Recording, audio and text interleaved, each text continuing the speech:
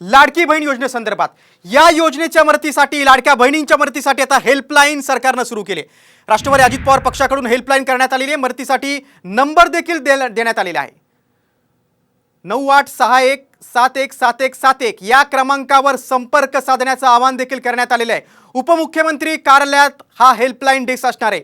दररोज 50,000 तक्रारी सोडवता येणार असं उपमुख्यमंत्री अजित पवार यांनी स्पष्ट केलेलं आहे। लाडक्या बहिणींच्या मदतीसाठी आता हेल्पलाईन देखील जो क्रमांक आहे तो जाहीर करण्यात आलेला आहे।